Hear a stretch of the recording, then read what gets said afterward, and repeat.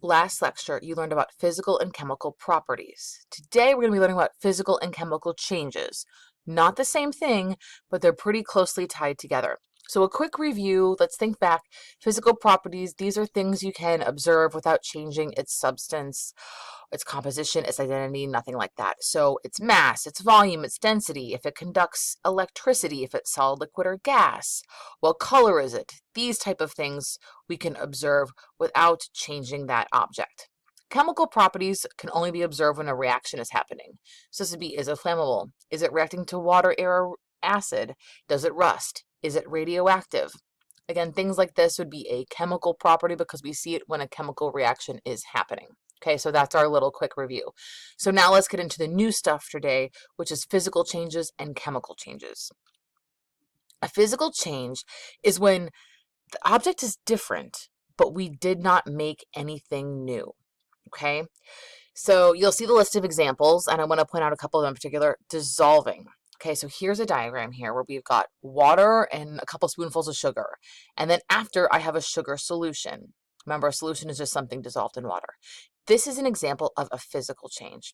And this can sometimes confuse people. Well, why? Didn't I make something new? Didn't I make sugar water?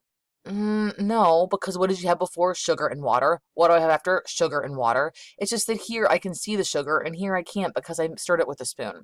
But it's still the same stuff before and after. I have water and sugar over here and water and sugar over here. So it's a physical change. Okay? Might look a little bit different, but the same stuff that was there before is there after. Another good example of physical change would be anytime you change the state of matter, boiling, freezing, that kind of thing. So here we go. Here we've got an ice cube. And remember, ice is just a fancy term for solid water, right? So I've got some solid water and it's heating up. It's melting. And so what's in this puddle below it? Water or liquid water. So I had solid water and liquid water, but before and after I just have water. The only thing that's different is its state of matter. So any change of state and matter is also a physical change because I didn't make anything new. I had water before and water after. Okay, so physical changes oftentimes can be reversed. Like, hey, could I take that water and freeze it back in an ice cube? Yeah, I sure could. Hey, could I take that sugar and separate it out? I actually could. If I boiled this water away, all the water would evaporate. Hey, physical change. And you know what would be left in the speaker? A whole pile of sugar. Seriously. So I could actually reverse that. You can't always reverse physical changes, but oftentimes they are reversible. A chemical change, though, is when a chemical reaction has happened and something new has been formed, okay? There are some telltale signs to look for to see if something new has been formed. So if there's any fizzing or bubbling, a gas is formed, that's a chemical change. If light, heat, or sound are produced, if something burns, if it rusts, if it decomposes, if it digests, if it has a massive color change, that would be a sign a chemical reaction has happened and a chemical change has occurred. So this picture down here is fire. So if you think about fire, fire has a lot of these things. Light is produced, heat is produced, sometimes sound is produced, the crackling of the fire and it pops. Burning is also here, right? We have a color change. And we've got this new stuff made, this like ash that's below the log when it's done burning. So these are all great signs that a chemical change has happened to this piece of wood. On the right here, this is some example of rusting. Here's iron, and then when iron reacts with water, this brown stuff forms, and that brown stuff is rust. So we can actually see there is something new formed. The rust was formed. We can tell that by this big color change here. Okay, so now that you've seen some of the differences between physical changes and chemical changes, I've got a couple of examples for you to try.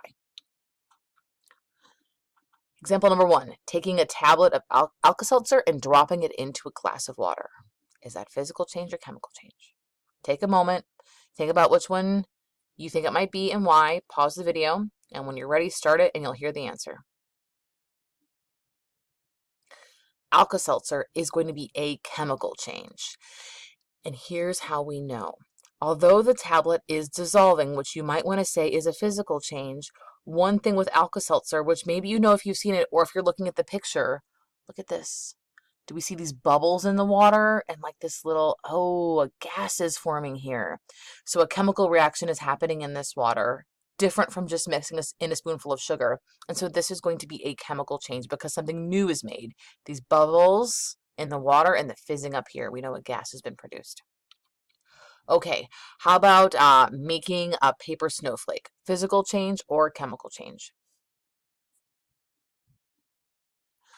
This one's going to be a physical change because all you're doing is you're taking a piece of paper and you're cutting it. What did you have before?